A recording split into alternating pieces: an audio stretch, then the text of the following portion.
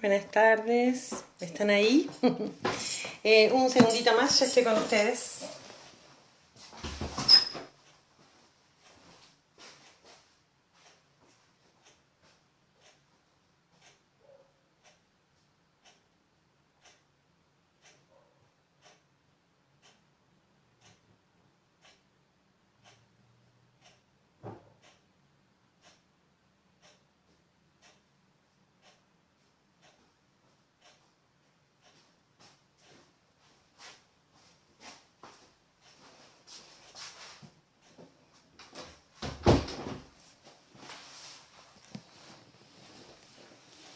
Bueno, ¿cómo les va?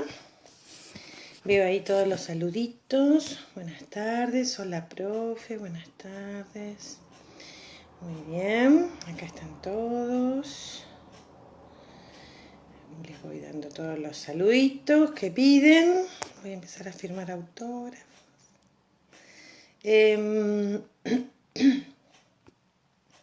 Bien. Leo preguntas, en vez de escucho preguntas, leo preguntas. Me gustaría saber si vieron la tercera y última clase que les subí de sistema respiratorio. Si pudieron verla todos, si pudieron escucharla, si pudieron ver el video, si les pareció que les ayudaba a aclarar más la mecánica respiratoria, que les resultara más claro. Bueno, los escucho ahí en los comentarios. A ver ahí. Yo mientras voy a buscar algo acá en el libro que tenía.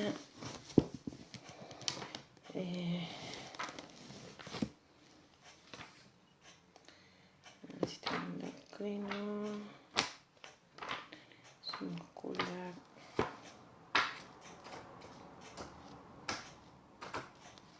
No, todo esto es esquelético. Yo sí pude, dice. Bien.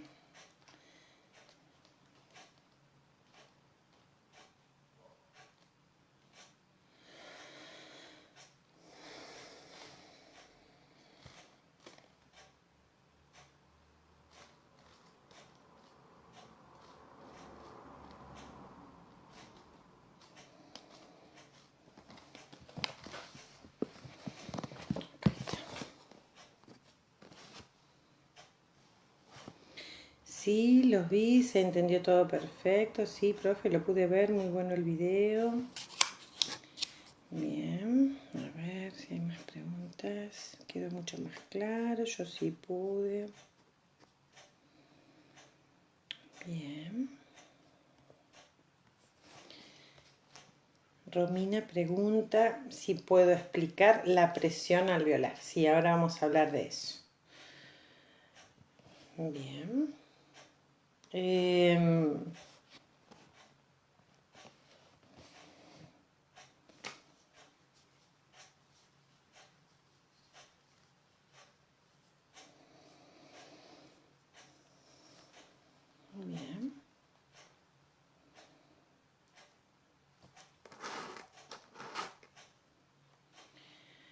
Quería ver si había alguna más pregunta sobre ese video donde se observa a todas estas estructuras anatómicas que conocemos, que acabamos de conocer, cómo se mueven, ¿no? Si se puede comprender entonces la movilidad que tiene el diafragma y cómo arrastra consigo a las pleuras y por ende al pulmón. Porque es un concepto que uno piensa que los pulmones se extienden voluntariamente y no es así. Yo puedo, mientras estoy conversando con ustedes, sigo respirando, ¿verdad? No estoy diciendo, bueno, ahora que se me acaba la respiración, voy a respirar y luego sigo hablando y luego no es algo voluntario en tanto y en cuanto yo estoy realizando otra actividad, como por ejemplo ahora hablar. pero yo puedo respirar voluntariamente. Decido, voy a inspirar. Entonces, tenemos que comprender que el sistema respiratorio tiene un control involuntario por parte de neuronas, células que están en el sistema nervioso y coordinan este automatismo de respirar, pero también porque se comprende que el acto de inspirar es un acto realizado por músculos, no por los pulmones. Entonces, los pulmones están recubiertos por pleura, ¿sí? ¿Se acuerdan que hablamos de este concepto, ¿no? De que las pleuras son cerosas. Digo las pleuras porque hay dos capas. Una pleura parietal pegada a las costillas y una pleura visceral pegada a la víscera, al pulmón. Y que en ese espacio pleural, que es un espacio virtual, hay apenas algunos mililitros de líquido pleural que permiten el deslizamiento de una pleura sobre la otra. ¿Sí? Creo que en total suman 50 mililitros. Es muy escasa la cantidad de líquido pleural que permite el deslizamiento entre las pleuras. Pero el pulmón no tiene movimiento espontáneo y propio. Es la caja torácica con los músculos respiratorios, diafragma, intercostales, escalenos, esternocleidomastoideo, los que al contraerse cambian las medidas del tórax, esto de que aumenta el diámetro anteroposterior, aumenta el diámetro vertical del tórax, y al expandirse arrastra la pleura parietal que está pegada a las costillas, arrastra a la pleura visceral, y la pleura visceral arrastra al pulmón. Es como si yo tengo en las manos una esponja, ¿sí? En la expiración está completamente condensada, sin aire en su interior. Y cuando expando las manos, la esponja se expande junto con el espacio que yo le estoy creando. Y luego, la expiración. La inspiración, la expiración. La inspiración, la expiración. El automatismo lo da el control nervioso en el centro respiratorio que se encuentra en el sistema nervioso central, concretamente en el bulbo raquídeo. Recuerden ese nombre, ya lo vamos a ver mucho más adelante. Pero, como se trata de músculos estriados, son músculos voluntarios. Entonces yo los puedo mover. Yo decido ahora inspirar. Decido contener el aire. Solo contraje los músculos intercostales externos y no contraigo los internos. Y luego decido expirar. Es absolutamente voluntario, porque se trata de músculos estriados, músculos voluntarios, ¿sí? Entonces, espero que ese video les haya ayudado a visualizar esto, ¿no? Que la mecánica ventilatoria hace cambiar las dimensiones del tórax y con ese cambio de dimensiones los pulmones se expanden o se retraen. Hoy vamos a hablar de presiones. De presión. ¿Qué es la presión? Cualquier presión. La presión de la sangre, la presión del alvéolo. La presión es la fuerza que ejerce un líquido, un sólido o un gas contra otra estructura, ¿sí? En el caso de la presión sanguínea es la presión que ejerce ese tejido, porque la sangre es un tejido, ya vamos a hablar de sangre en breve. Cuando la sangre ejerce presión contra los vasos, es la fuerza que está ejerciendo ese tejido contenido dentro de una estructura tubular que son los vasos sanguíneos. ¿Sí? Y si la estructura cambia, la presión cambia. Si yo tengo una manguera de este diámetro y en su interior hay agua, ahora yo le cambio el diámetro a la manguera, la hago el doble de grande, con la misma cantidad de agua. ¿Cómo va a salir el agua por la boca de la manguera? A menor presión. A mayor diámetro, menor presión. Baja la presión sanguínea cuando usamos vasodilatadores. Las drogas que se usan para tratar la hipertensión arterial son vasodilatadores. Y al cambiar el diámetro del caño, del tubo, del vaso sanguíneo, entonces la presión sanguínea desciende. Lo mismo ocurre en un alvéolo. En los alvéolos pulmonares existe determinada presión que ejerce el aire inspirado sobre las paredes del alvéolo. Y hay un esquema que ustedes tienen en el libro, que a mí me gustaría que lo vean. Lo voy a buscar aquí. Yo lo tengo en inglés, pero ustedes lo tienen en el libro, en castellano.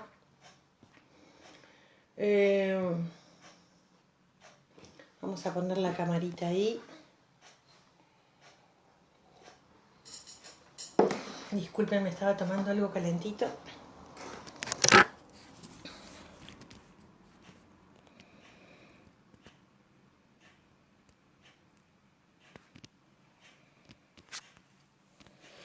Bueno, fíjense este gráfico. Ustedes lo tienen en la página, déjenme ver, 456. La página 456 es un gráfico que se denomina espirograma, que muestra los volúmenes y las capacidades pulmonares en mililitros. ¿Sí? Todos saben lo que es un mililitro. Es la cantidad de líquido que entra en un centímetro cúbico. ¿Y qué es un centímetro cúbico? Es un cubo cuyos lados son de 1 centímetro. ¿Sí? Así que imagínense, tomen una regla y fíjense lo que es 1 centímetro cúbico. ¿Sí? Un cubo que tiene 1 centímetro de lado. Todos los lados del cubo tienen 1 centímetro. La cantidad de líquido que entra en un cubo, en 1 centímetro cúbico, eso es 1 mililitro. ¿Sí? Bien. Entonces, este cuadro es un cuadro que se trabaja mucho, sobre todo en la unidad de terapia intensiva, cuando se trata de comprender el funcionamiento de un respirador y cuando se trata de adaptar ese respirador a las necesidades del paciente. Parece complejo, pero no lo es tal. Vamos a ir analizándolo con las dificultades del caso, porque bueno, esto de la cosa online, pero bueno, vamos a tratar de hacerlo. Fíjense en la región central, esperen que voy a agarrar una virome. Bien, fíjense en la región central del cuadro, ¿sí? En esta región se está mostrando lo que sería una respiración,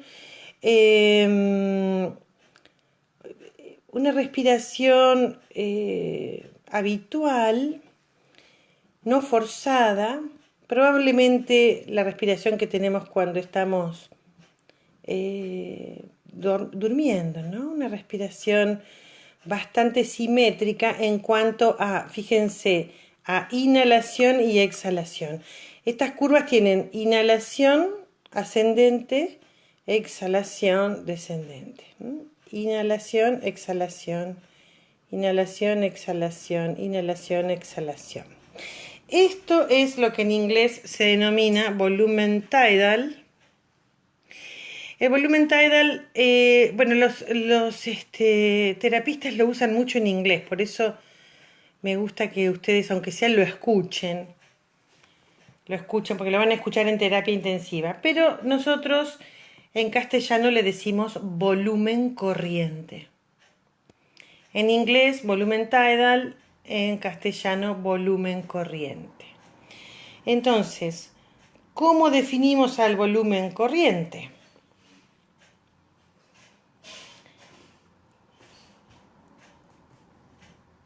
¿Dónde lo tenía yo por aquí? Porque lo quería decir tal cual lo tienen ustedes en el libro. Volumen de reserva, funcional. Uy, ahora hace tanto que no lo leo que no lo encuentro. Denme un segundín. Bien, el volumen que se desplaza durante cada respiración se denomina volumen corriente. Pero digamos que es un volumen no forzado, ¿sí? Forzado es esto. Esta es una inhalación forzada, donde yo busco sentir la plenitud completa en la inhalación. Y esta es una exhalación forzada porque llega a que el paciente refiera hasta el último mililitro expirado, ¿no? Entonces, inhalación y exhalación forzada se dibujan con este tipo de curvas y en cambio este tipo de curva es para el volumen tidal o volumen corriente, que son inhalaciones y exhalaciones no forzadas. Bien, ahora vamos a ver algunas otras referencias que nos dan en este cuadro. Cuando yo decido hacer una inspiración forzada, ¿sí? Estoy ganando muchos más mililitros de aire para llenar el pulmón. Fíjense que el volumen tidal es de 500 mililitros en un adulto de unos 70 kilos promedio. Y el volumen de reserva inspiratoria, volumen de reserva inspiratoria, es toda la capacidad de mililitros que pueden entrar entonces, que pueden completar la capacidad pulmonar. Fíjense que se puede llegar a 6.000 mililitros, esto sobre todo en atletas. 6.000 mililitros contra 500 mililitros. Hay una gran diferencia de volúmenes para la inhalación forzada, que entonces mide el volumen de reserva inspiratorio. Volumen de reserva inspiratorio. Ustedes lo tienen así en castellano, ¿no? Y podemos decir que si al volumen de reserva inspiratoria le sumamos el volumen corriente, el tidal, entonces tenemos esta determinación que es la capacidad inspiratoria. Es la suma del tidal, del volumen corriente, con el volumen de reserva inspiratoria. Capacidad inspiratoria. Lo habitual más lo extraordinario. Lo que respiramos espontáneamente más lo forzado. ¿Se entiende? Bien. Ahora veamos si a este paciente le pedimos que expire forzadamente. Que expire forzadamente. Que sienta que vacía sus pulmones de aire. Entonces, nos vamos a encontrar con otro parámetro que es el de volumen de reserva expiratoria. Este era el volumen de reserva inspiratorio, este es el volumen de reserva expiratorio. Por lo tanto, nuevamente podemos considerar otro parámetro a considerar en terapia intensiva, que es la capacidad vital. ¿Qué es la capacidad vital? Es el volumen corriente más el volumen de reserva inspiratoria más el volumen de reserva expiratorio. Esa es la capacidad vital, que es de aproximadamente casi 5 litros, o 4.800 mililitros. ¿Sí? Y hay dos denominaciones más que faltan comprender. Miren, volumen residual. Ayer hablábamos del surfactante y de que los alvéolos nunca colapsan completamente, ni siquiera en la expiración forzada. Los alvéolos todavía permanecen abiertos sin perder su formato, aunque el pulmón esté en expiración. ¿Por qué? Porque, bueno, el surfactante permite eso, ¿no? Que mantengan su forma, porque si no, realmente el esfuerzo inspiratorio sería muy grande, como en algunas patologías, ¿no? Bueno, acá tenemos entonces que aún en expiración una cantidad, hay un volumen de aire que todavía persiste dentro de los alvéolos y es el volumen residual. Algo que el paciente no puede expirar, fíjense. Por más que expire completamente, hay un volumen residual de aproximadamente 1.200 mililitros. Entonces, bueno, veo que podemos sumar lo que se denomina la capacidad pulmonar total, que es la suma de todos estos volúmenes que venimos estudiando, a diferencia de la capacidad vital, que son inspiración, expiración forzada y volumen corriente, capacidad inspiratoria, que es el volumen corriente más la inspiración, el volumen de reserva inspiratorio. También podemos calcular la capacidad residual funcional, que es el volumen residual más el volumen de reserva expiratorio. ¿Para qué sirve todo esto? Todos estos cálculos que se usan tanto en terapia intensiva. ¿Para qué sirven? Para identificar dónde está el problema.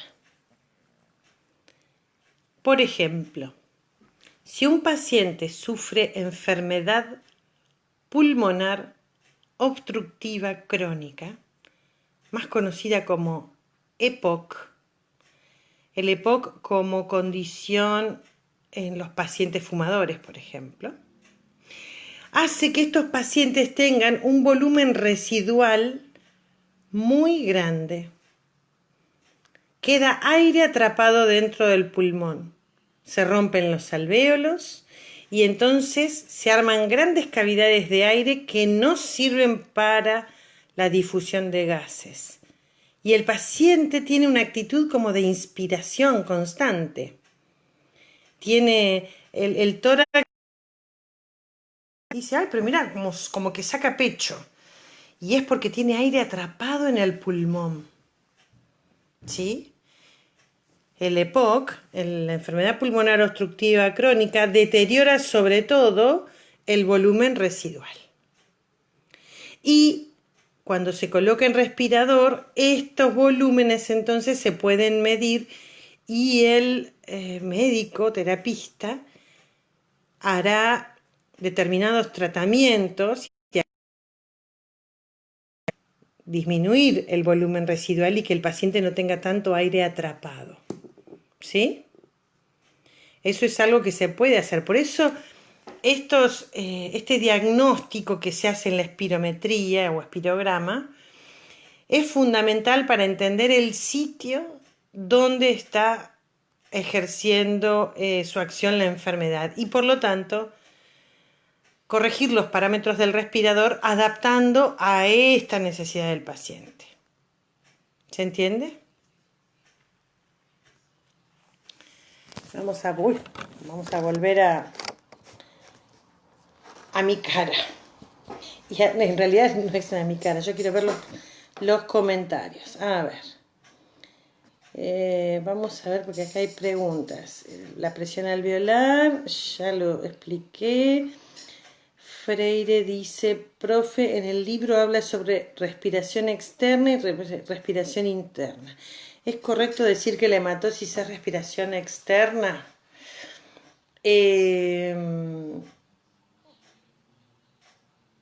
No, en realidad una cuestión es la respiración como mecánica pulmonar y otra cosa es la oxigenación y otra cosa es la respiración celular.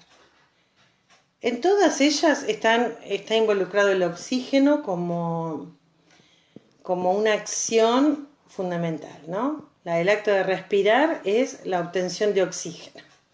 Cuando decimos que una célula está respirando es porque le está llegando oxígeno. ¿No? Lo mismo está ocurriendo en el capilar alveolar cuando está difundiendo el oxígeno desde el alvéolo hacia el capilar. Y otra cosa es la mecánica respiratoria, cuando yo inspiro y expiro y entonces se produce un acto respiratorio en sí. ¿Sí? Espero haber explicado eso ahí. También lo están viendo, sí, se entiende, dice Malena.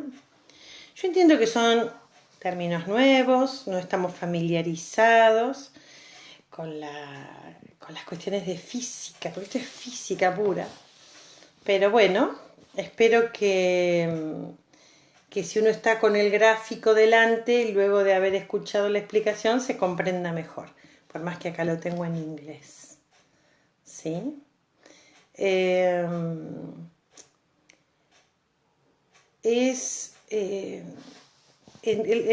enfermero que va a dedicarse a terapia intensiva va a tener que tener un manejo muy fino de estos valores y de estas cuestiones, ¿no? de espirometría. Pero bueno, todo hace a nuestra formación saber de todos estos temas, ¿sí? Bueno, les escucho sus dudas, les leo sus dudas, sus preguntas.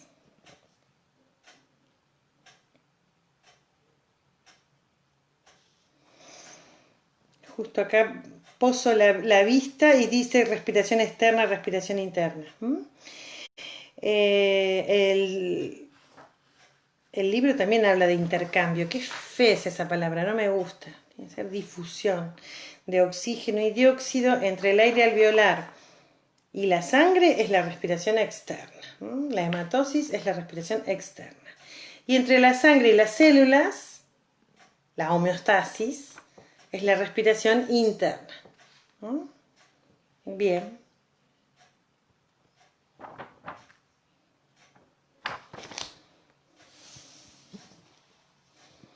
Ah, claro, entiendo, dice, gracias. Bien.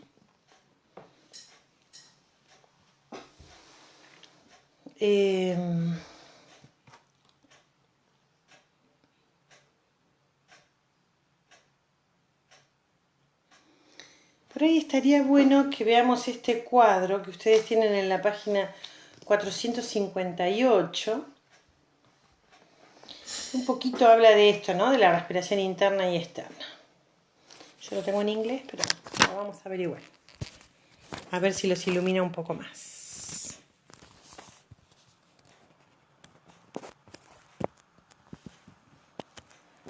Fíjense, yo no sé si es que está muy oscuro o qué. A ver ahí. Voy a sacar mis anteojos. A ver si ahí lo pueden ver bien. Es un esquema, ¿no? Por supuesto. Con todos los esquemas tienen que ayudar a entender. Aquí tenemos al alvéolo y en este alvéolo, ¿por qué se ve tan oscuro? No sé. A ver ahí si lo ven mejor. No sé. como es una imagen de computadora, aparecen todas esas rayitas. A ver, ahí. Capaz que ahí.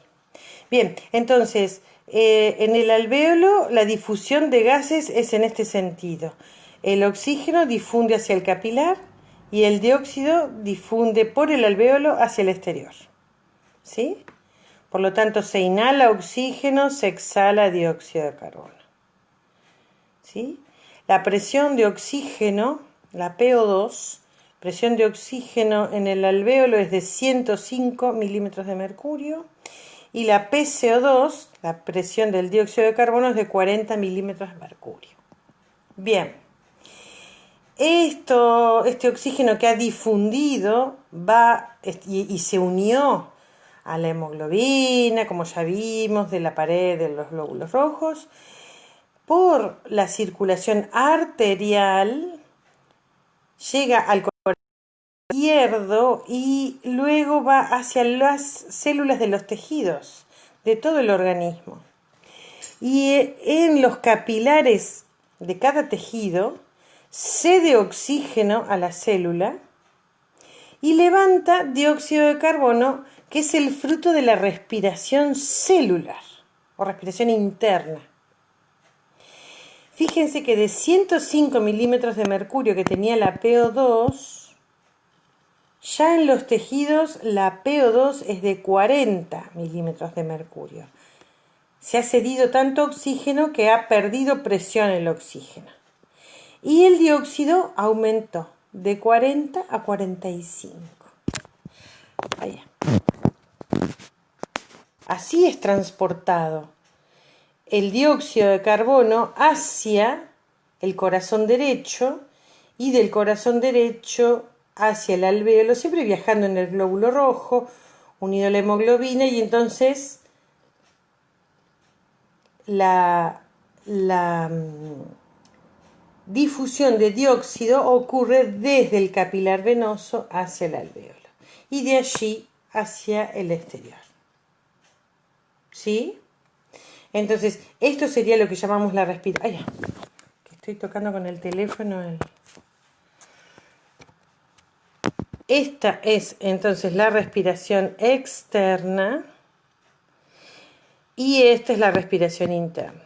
Lo que ocurre a nivel celular y lo que ocurre a nivel pulmonar. Hay una enzima que se llama anhidrasa carbónica. Yo no quiero complicarles más la vida, pero la anhidrasa carbónica está presente en el endotelio, que es la capa más interna de los vasos sanguíneos arteriales. Y ese endotelio con anhidrasa carbónica hace que el dióxido de carbono se combine con agua y pueda transformarse en un buffer, es decir, en una sustancia que amortigua el ácido de la sangre. Y este símbolo que ven aquí es el bicarbonato. HCO3 negativo es el signo del bicarbonato. Bicarbonato y agua, entonces, por acción de la anhidrasa carbónica, y difunden el dióxido unido a la hemoglobina.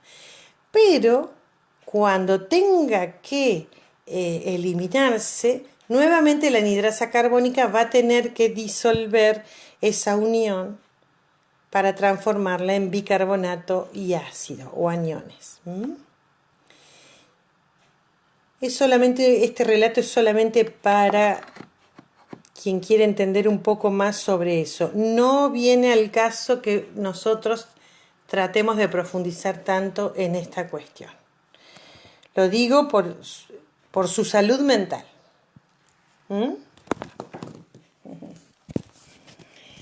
Bien.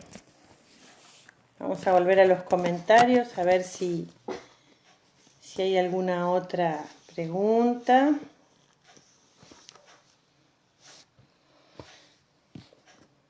No veo más preguntitas.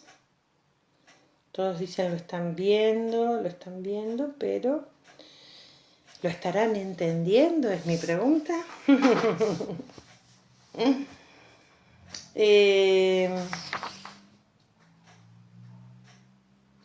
Creo que no me estaría faltando nada. El transporte, ya lo vimos.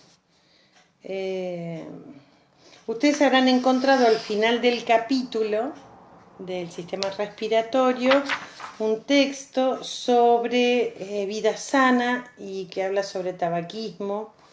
Y también luego unos apartados sobre ejercicio y aparato respiratorio y sobre envejecimiento y aparato respiratorio. Si llegaron a eso, a esa parte. Y después las enfermedades frecuentes. En la última hoja, en la 467, tienen algunos pequeños apartados sobre asma, enfermedad pulmonar obstructiva crónica, EPOC, esta que les nombraba recién, cáncer de pulmón, neumonía, tuberculosis, rinitis, gripe, edema de pulmón, y hasta ahí llega el capítulo del sistema respiratorio.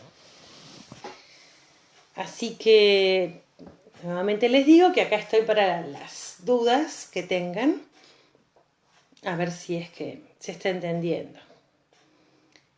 Mi idea es continuar con sistema cardiovascular a partir de la semana que viene. Los capítulos ya los tienen en Classroom. Pero bueno, tenemos todavía la oportunidad de seguir. Después, cuando uno va leyendo, puede volver y puede aprovechar estos momentos para hacerme consultas o las pueden dejar por escrito en Classroom, ¿sí? A ver, Lautaro dice, en el caso de una embarazada, debido a la elevación de los órganos y la compresión de los pulmones, ¿cambia demasiado el sistema respiratorio y el flujo de sangre? No cambia demasiado, pero la señora se siente bastante incómoda y hace una respiración más costal superior. En tipos respiratorios uno puede reconocer dos formas de respirar.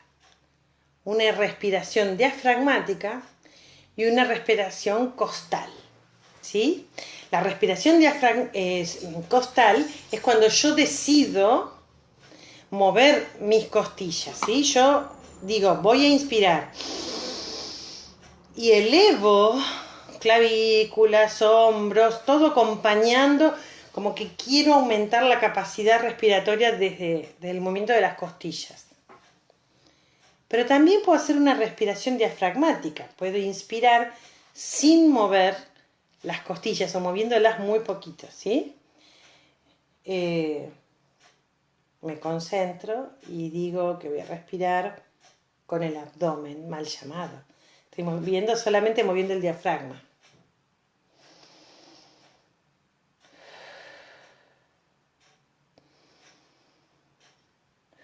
No sé si ustedes lo alcanzan a ver, practíquenlo. Prueben de hacerlo ustedes en sus casas. Apóyense una mano en la parte alta del abdomen. Concéntrense, dejen los hombros relajados y traten de respirar solamente moviendo la parte superior del abdomen. No están moviendo el abdomen, están moviendo el diafragma y, ¿se acuerdan? Lo vieron en el video de la clase.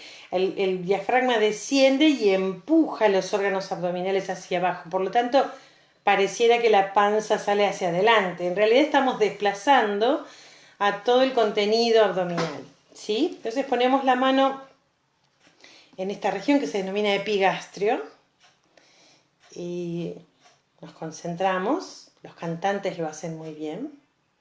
Entonces toman aire.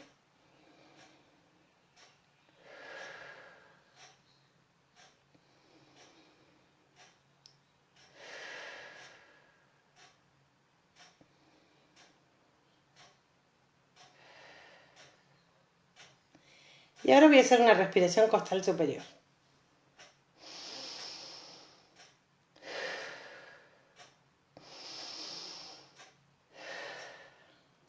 La embarazada, pobre, tiene más contenido abdominal y el pulmón tendrá que adaptarse a esos espacios. Probablemente la respiración sea más costal superior y no tan diafragmática. Pero en nada influye. Ahora, si es embarazada, es asmática, tiene EPOC o alguna otra enfermedad pulmonar que le está comprometiendo ya de por sí su mecanismo, bueno, entonces ahí sí podemos pensar en alguna dificultad. Bueno, Lautaro, espero que esté contestado eso por ahí. No tengo más preguntas por acá.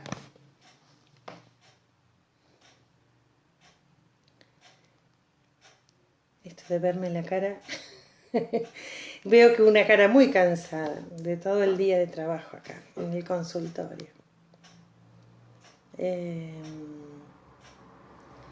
No se me ocurre en qué más los puedo estar ayudando. Veo que ha disminuido el número de personas que están viendo la clase. Bueno, por ahí ya entendieron todo.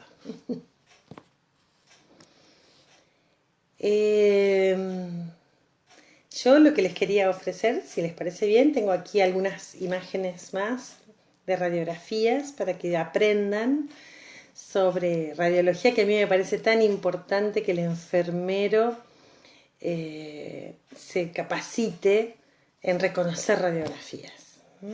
Que no sea un simple, acompañar al paciente a sacar la placa. No. Cuando tengan la placa en la mano, diga, mirá, tiene una neumonía. Mirá, tiene un neumotórax. Que sepa hacer diagnóstico. Nadie dice que hagan diagnósticos exquisitos o raros. Para eso está el radiólogo, que estudió para hacer eso.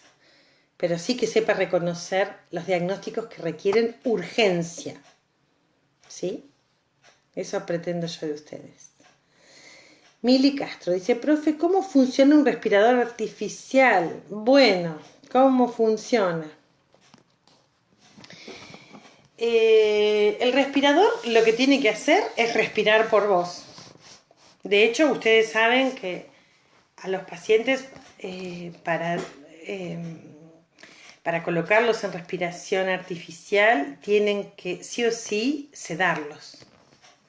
¿Sí? Porque el paciente va a querer competir con el respirador, va a querer respirar él a su ritmo y el respirador le va a marcar otro ritmo y entonces es una situación tremendamente estresante y dolorosa de que compite el paciente con el respirador, así que no, hay que sedar siempre a los pacientes para colocarles un respirador. Hay que acceder a una vía respiratoria segura y bien colocada.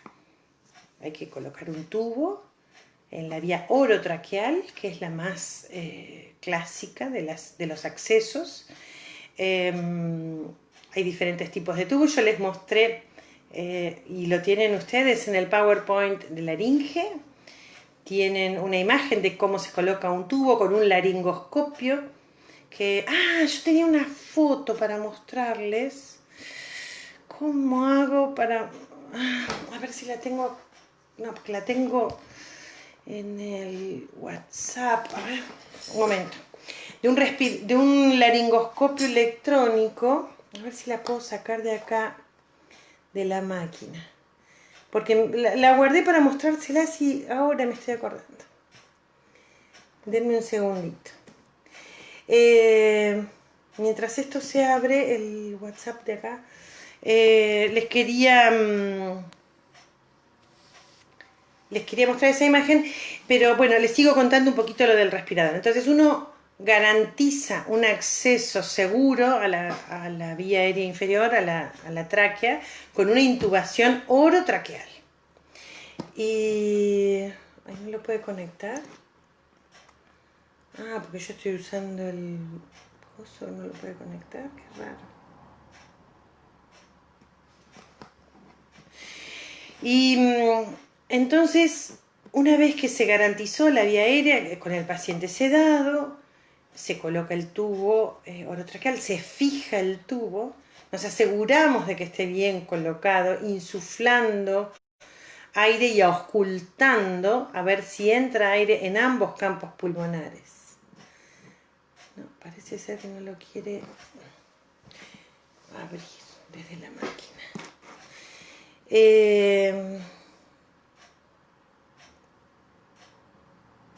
Ahora después lo que corto con ustedes, busco la imagen y se la subo ahí al grupo.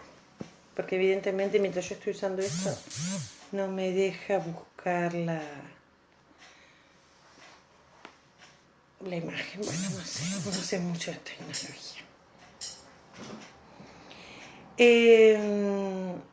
Entonces, ¿qué va a hacer el respirador una vez que me sedaron, una vez que me colocaron el tubo orotraqueal, me fijaron el tubo y se aseguraron de que la vía estuviera permeable y bien colocado el tubo?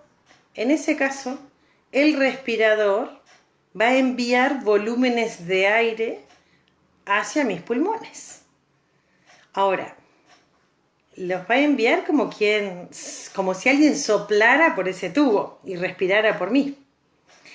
Ahora, ¿cómo puedo accionar yo, como médico, como enfermero, modificando los valores de ese respirador para que el paciente obtenga lo que precisa?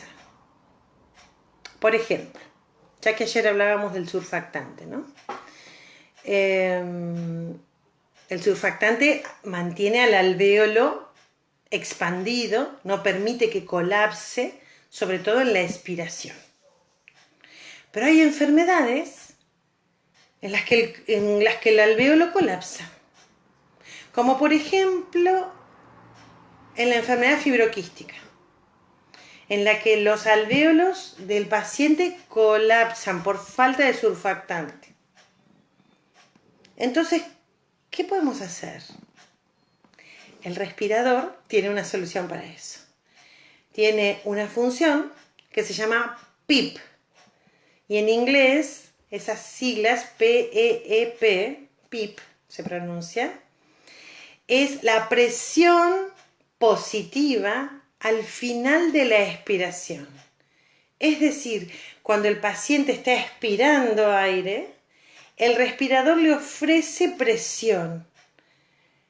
Y entonces el alvéolo queda abierto, queda expandido.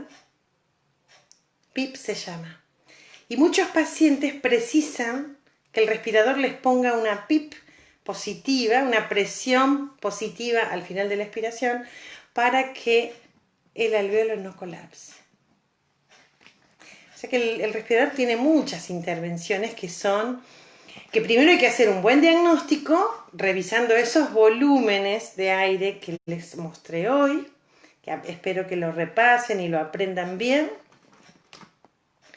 porque sabiendo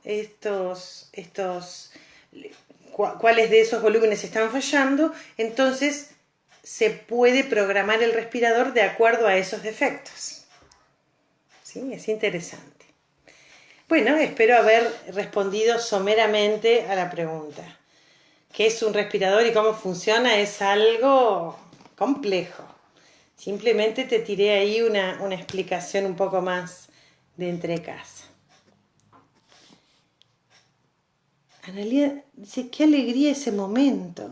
¿Qué momento? No sé, Analía, ¿a qué te referís?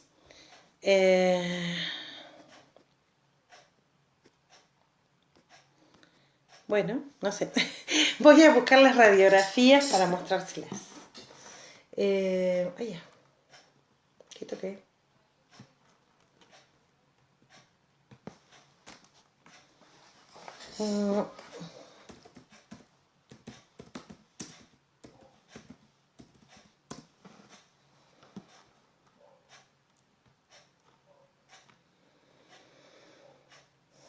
Yo les quería mostrar.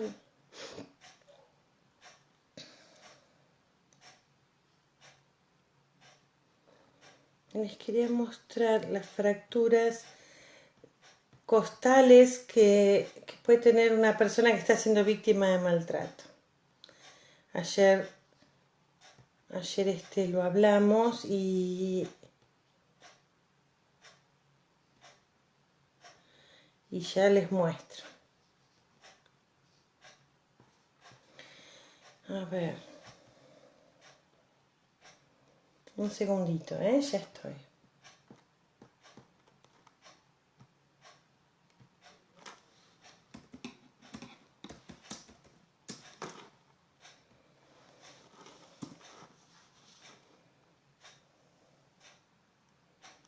A ver si acá se puede ver.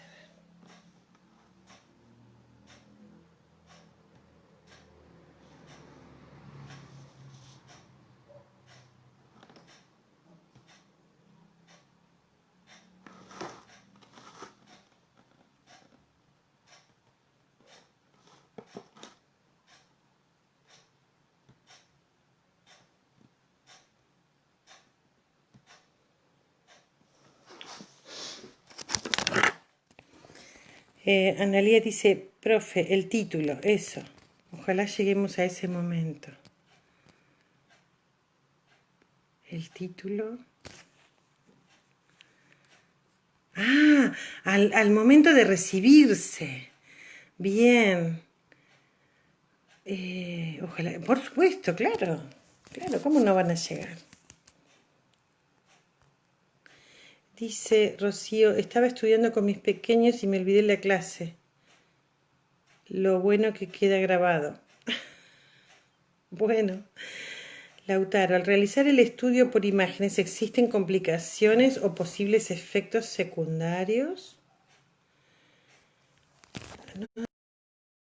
Lautaro, al realizar el estudio por imágenes, ¿sacar una radiografía? Si existen complicaciones o posibles efectos secundarios. ¿Te referís a realizar una radiografía, Lautaro? Mientras Lautaro me contesta, yo voy a buscar, les voy a mostrar esta imagen. Miren.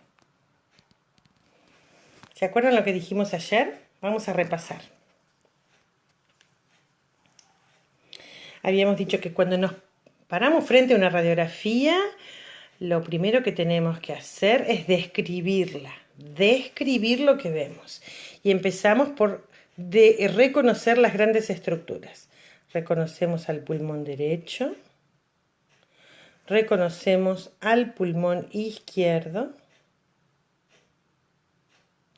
reconocemos al corazón y a los grandes vasos que se encuentran en el mediastino.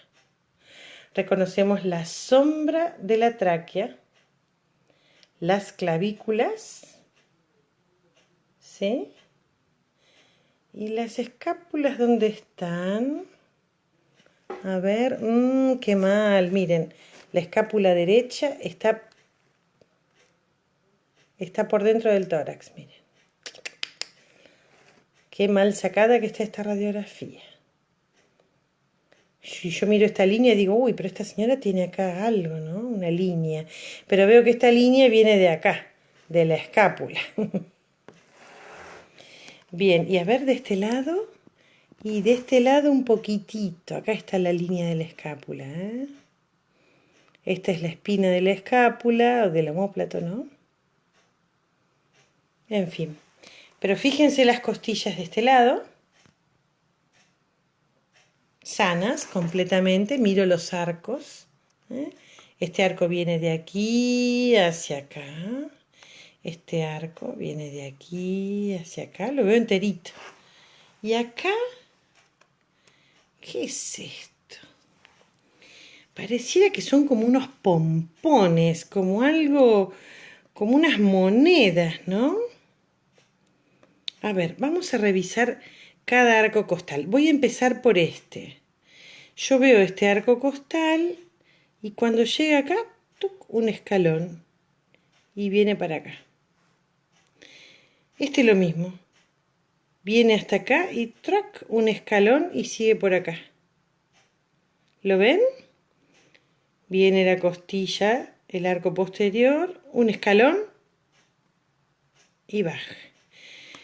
Estas son fracturas costales que nadie corrigió, que quedaron en su lugar y se armó un callo de fractura. Así le llamamos. ¿Vieron un arbolito cuando se quiebra? Que uno la endereza a la rama para ponerla en su lugar y después pasan las semanas y uno ve que en ese lugar se ensanchó el tronco. Ese es un callo de fractura. Lo mismo hace el organismo.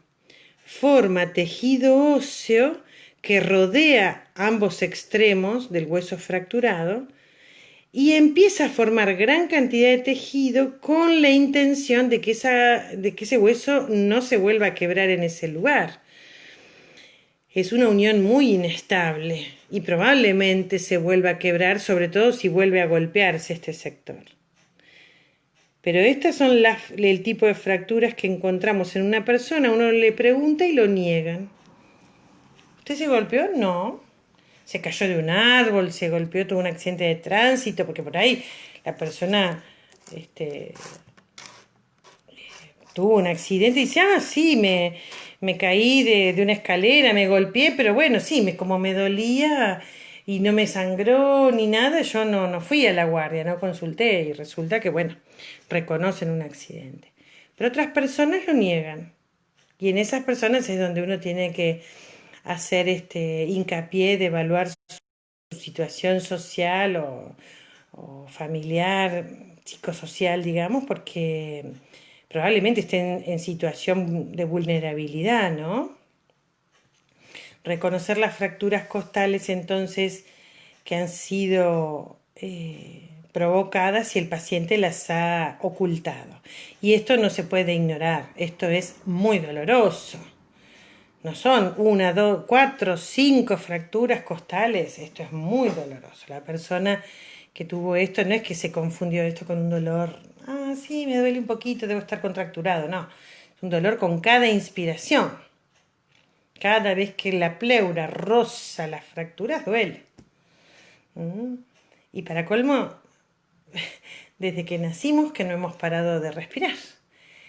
Si yo tengo un codo roto, bueno, me hacen un yeso, me lo inmovilizan 45 días y se suelda.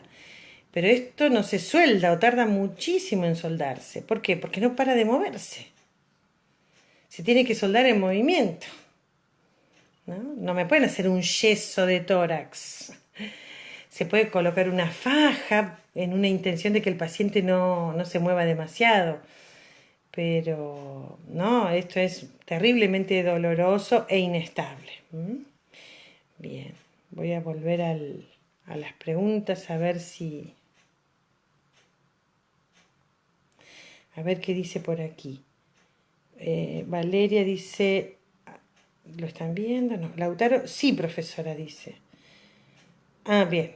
Lautaro, al realizar el estudio por imágenes, ¿existen complicaciones o posibles efectos secundarios? Sí. Sí, Lautaro. Vamos al frente. Así los veo, digo yo. No los puedo ver. Sí, Lautaro, los rayos X provocan cambios genéticos en las células. Madame Curie, que fue una investigadora y médica que descubrió los rayos X, murió de leucemia. Ella no sabía que los rayos X provocaban alteraciones en las células. En el caso de ella fue las células sanguíneas, las células que se fabrican en la médula ósea. La médula ósea se encuentra dentro del esternón y dentro de la cabeza femoral. Ustedes la conocen como el caracú de los huesos. Esa es la médula ósea. En un adulto, los dos huesos que tienen médula ósea son el esternón y la cabeza femoral. Bueno, ahí se forman las células de la sangre, los glóbulos rojos, los glóbulos blancos, las plaquetas. Bueno, Madame Curie tuvo una leucemia, que es un cáncer de glóbulos blancos, víctima de los rayos que descubrió. Por lo tanto, uno debería sacarse las menos radiografías posibles. No debería sacarse radiografías estando embarazada una mujer o sospechando que está embarazada. Nosotros siempre debemos preguntarle a los pacientes cuando los acompañamos a sacar una radiografía, fecha de última menstruación. Si tiene más de 30 días desde la fecha de la última menstruación, esa paciente está sufriendo un retraso en su ciclo y podría ser a causa de un embarazo. Los embarazos, los primeros 3 meses de gestación es donde se forma el el bebé. Por lo tanto, sobre todo en los primeros 3 meses, no debe recibir una embarazada ni una exposición a rayos. Ninguna. Y si la tiene que recibir por una situación extraordinaria, como una fractura que hay que evaluar, en ese caso se le coloca un delantal de plomo. Los delantales que usan los radiólogos, ¿sí? Delantales que tienen que cubrir la tiroides, que es esta glándula que se encuentra en el cuello, que ya la conocimos por delante de la laringe, ¿se acuerdan? Entonces hay que cubrir la tiroides por los tumores de tiroides, hay que cubrir el esternón, la médula ósea, y muy importante, cubrir las gónadas, ovarios y testículos. ¿Por qué? Porque ahí es donde se encuentran las células germinales, que son tan sensibles a los cambios radiológicos. Absorben las radiaciones, mutan y mutan para mal. Esas son las complicaciones de los rayos X. Bien, voy a volver a las radiografías, pero primero quiero ver si hay más preguntas. Gabriela, sí, impresionante. Jorge Freire dice, en casos como esos, nuestro deber es hablar con la paciente o padres en caso de ser niños y hacer la denuncia aunque la paciente o los padres se nieguen. Sí, claro. Sí, claro, nos ha pasado, es tremendo, pero es así. Uno debería trabajar en equipo siempre, ¿eh? Nunca mandarse a hacer cosas solo o enfrentar a personas solas porque podrían ser violentas. Así que tan violentas como las fracturas que vemos. Entonces uno tiene que tener mucho cuidado, hablar con sus superiores, hablar con el resto del equipo que está interviniendo, si hay médicos, enfermeras, obstetras, psicólogos que puedan colaborar para enfrentar y ayudar a las víctimas son víctimas, ¿no?, de una relación patológica, ya sea padres con los hijos, hijastros, las relaciones son todas las posibles, ¿no? Gabriela dice, igualmente cuando se produce una fractura en una costilla, ¿no existe otro tratamiento que reposo? Bien, no, sí, existen tratamientos de fijación, pero hay que hacerlo cuando ocurrió la fractura, el mismo día o el día siguiente. Estos callos de fracturas muestran que estas fracturas fueron hace fácil 2 meses. Entonces ya no se puede hacer una fijación. Sobre todo cuando la fractura ha comprometido la piel. Imagínense una costilla que se quiebra y el extremo que impacta sobre la piel la rompe y queda expuesto un trozo de hueso. Eso es lo que se denomina fractura expuesta. Si la persona es delgada, con más razón tiene riesgo de que las costillas al quebrarse una de sus porciones quede expuesta. En ese caso hay que intervenir quirúrgicamente porque los gérmenes de la piel entran al hueso y hacen osteomielitis, es decir, infecciones de la médula ósea. Y es un cuadro muy, muy grave, muy serio. Bien. Invitar a ver, ¿Qué tratamiento se hace para que esas costillas suelden? No sé si está bien el término. Sí, está bien el término, para que suelden o para que se osifiquen. Ya te digo, el tratamiento es la osteosíntesis, es decir, se puede, como vimos ayer, se puede dar un punto con alambre para sostener los huesos en su lugar o colocar tutores, férulas o plaquetas con tornillos. Todas estas intervenciones siempre uno las mira y son tremendamente, miren mi cara, son tremendamente dolorosas. Cuando uno entra al quirófano y ve cómo opera un traumatólogo, se impresiona bastante, porque el tipo viene con la agujereadora, con el martillo. Bueno, es un carpintero. Y es bastante violento ver ese tipo de intervenciones, pero bueno. Solamente cuando una fractura es inestable o expuesta hay que intervenir quirúrgicamente. Si no, muchas veces se hacen fijaciones con, no me sale el nombre, con fajas, para que el paciente movilice lo menos posible la fractura y sueldan solas. Si el paciente no tiene problemas de óseos, ¿no? De mineralización ósea, como por ejemplo, las mujeres con osteoporosis en su menopausia, ya en su, cuando, cuando termina el ciclo femenino fértil, entonces decaen los estrógenos y deteriora la fijación de calcio de los huesos. Esa es la osteoporosis postmenopáusica. Bien, voy a buscar algunas radiografías más para mostrarles. A ver si los puedo iluminar un poquito con esto. Ayer ya habíamos visto algunas. Habíamos visto neumonías, ¿verdad? Bien, habíamos llegado, si mal no recuerdo, a esta. A ver.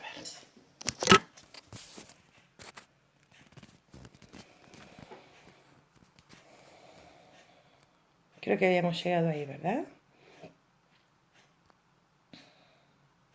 Una pregunta más. Gabriela dice, ¿una costilla fracturada puede perforar un pulmón?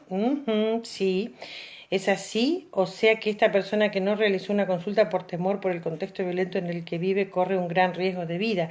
Sí, por lo menos lo corrió en el momento en que se fracturó. Si se hubiera perforado un pulmón no hubieran pasado 2 meses. Esa persona... Ahora vamos a ver radiografías de ese estilo. Bueno, ayer nos habíamos quedado en esta, ¿no? La tuberculosis miliar, la tuberculosis de un paciente con HIV positivo, donde su sistema inmunológico no opone ninguna resistencia al avance de la infección y resulta una enfermedad tan diseminada y tan seria. Bien, prosigamos. Vamos a ver esta radiografía. Es una radiografía que, como siempre les digo, empecemos a describir lo que vemos. A ver si yo la puedo acomodar bien porque está bastante oscura. Déjenme ver, a ver si ahí lo puedo mostrar mejor. Ahí creo que se ve mejor. Bien. ¿Empezamos? Este es el pulmón derecho. Este es el pulmón izquierdo. Bien. Este es el corazón. Aquí está el mediastino con los grandes vasos y veo a la tráquea. Veo la tráquea y veo el bronquio derecho.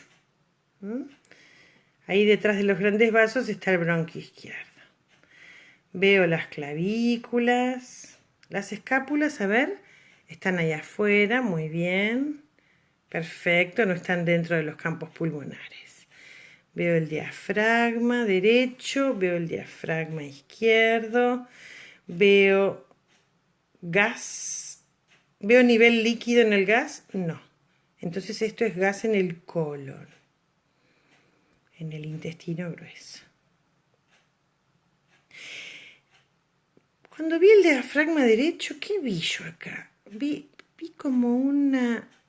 Como si alguien estuviera así, ¿no? Pellizcándolo.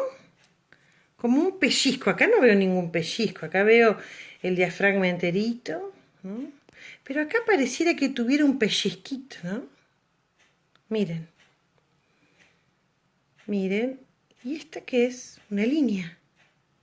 Una línea, una línea, una línea, una línea. ¡Ey! Llega hasta acá esta línea. A ver. Vamos a revisar algo que es muy importante. Los pulmones, dijimos, que son órganos muy irrigados, y entonces yo puedo ver todas estas... Vamos a ir al pulmón izquierdo. Vemos todas estas líneas, ¿sí?, que salen de los hilios pulmonares. ¿Qué son los hilios? Son los sitios por donde entran y salen las arterias y los bronquios. Así que este es el hilio derecho y este es el hilio izquierdo. Bien. Del hilio pulmonar entonces salen estas líneas que son ramas de las arterias pulmonares, ¿sí? Y yo veo que esta trama, que termina siendo como una tela de araña, miren, me estoy acercando lo más que puedo para que ustedes vean, a ver si se ve, creo que se ve bastante bien. Si ven la punta de la virome con definición, sí, se ve bien también la trama vascular. Fíjense que llega hasta el final la trama vascular, ¿no?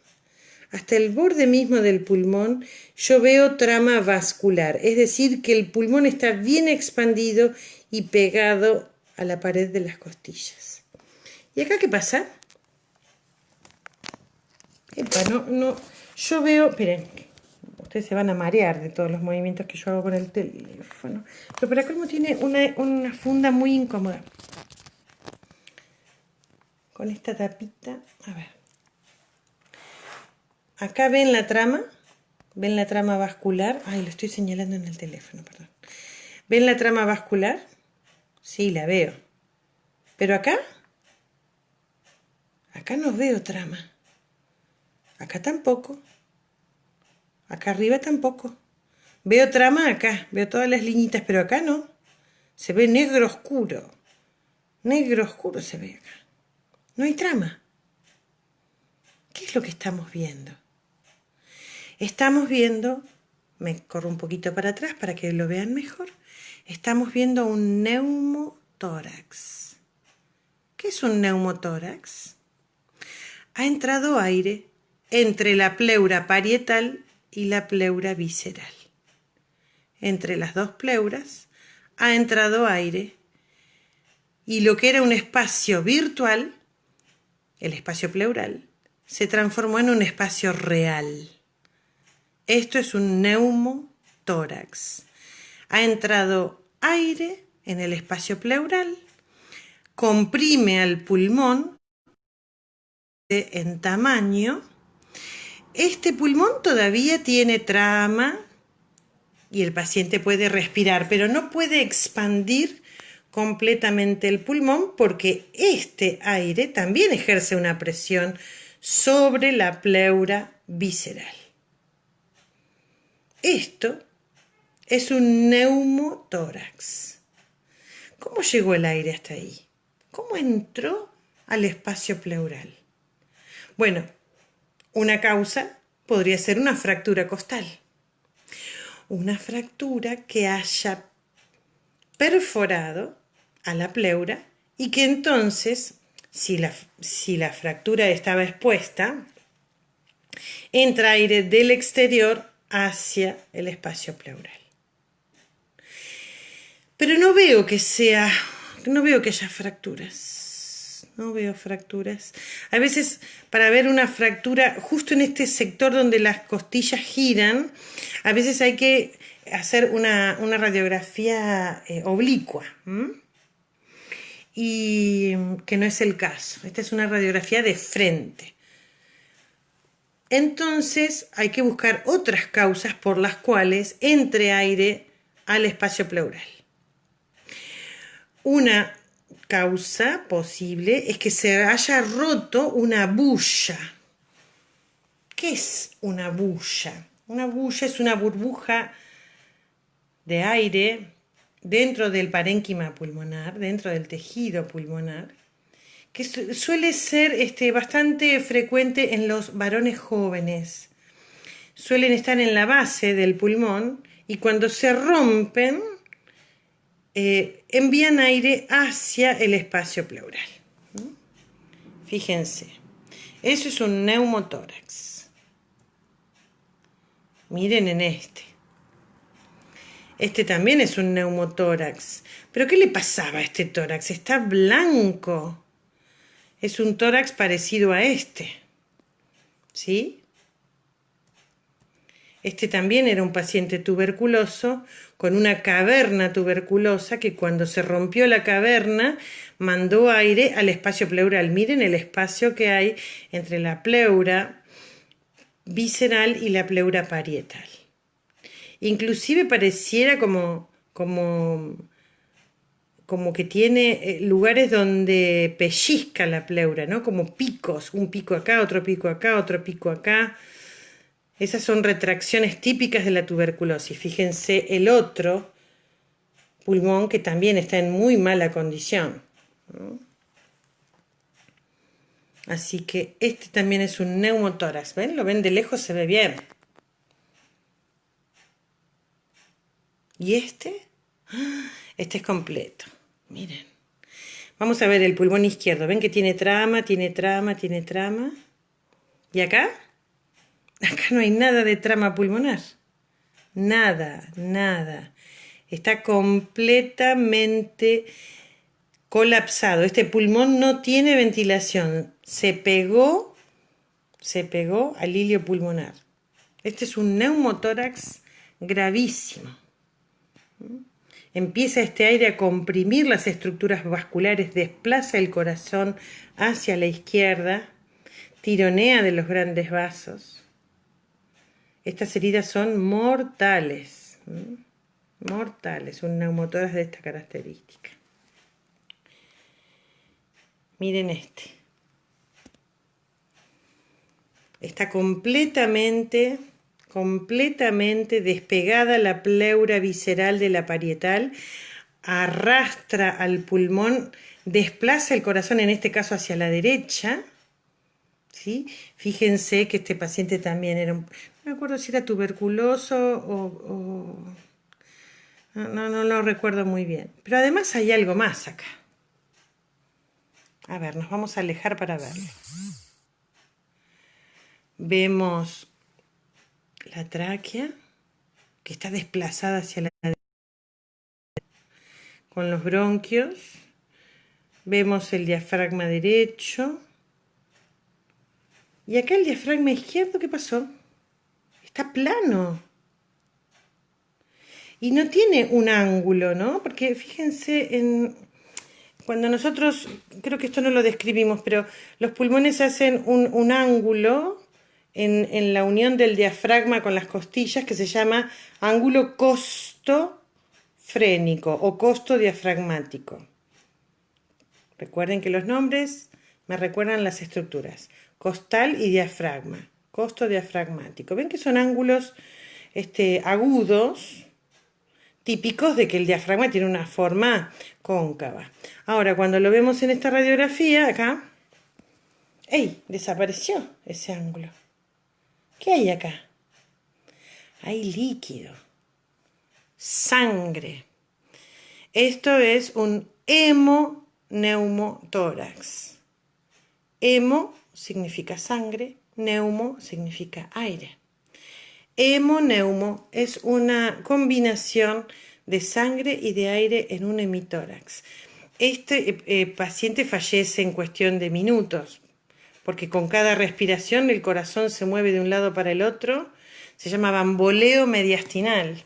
Y cuando el mediastino va de un lado para el otro, de un lado para el otro, termina rompiéndose. Se rompen los grandes vasos, ¿no? Miren acá. Lo mismo. La cantidad de sangre dentro del hemitórax derecho, el corazón desplazado completamente hacia la izquierda, el tracto del mediastino, los grandes vasos, la tráquea, todo desplazado hacia la izquierda. Fíjense la cantidad de aire y de sangre. Hemoneumotórax. Esto fue una herida de arma blanca. Impresionante, ¿no? ¿Y acá? Esta es la última y ya no lo jorobo más. Vamos a hacer el ejercicio. Tenemos que encontrar lo que ya conocemos. Este es el pulmón derecho. Este es el pulmón izquierdo. ¿Sí? Las clavículas Me alejo un poquito, a ver, ahí, las clavículas. Las escápulas, muy bien, están por fuera, no están acá adentro, muy bien. Perfecto. Vemos los cilios pulmonares, las arterias pulmonares, muy bien, una de cada lado. Perfecto. El diafragma derecho, aquí está cortada, pero vemos el diafragma derecho, vemos el diafragma izquierdo. Vemos la silueta cardíaca. ¿Se acuerdan del índice cardiotorácico que ayer hablábamos? Pareciera que esta persona tiene un índice cardiotorácico bastante importante, ¿no? La distancia que hay aquí y es bastante grande. Si sumamos esta con este pedacito ahí chiquito, y no, esto es más grande, es más del 50% del ancho del tórax. Así que cuando el corazón supera el 50% del ancho del tórax, decimos que esa persona tiene cardiomegalia. ¿Qué significa eso? Corazón grande, cardiomegalia. Pero ¿qué más se ve en esta radiografía? ¿Qué hay atrás del corazón? ¿Lo ven?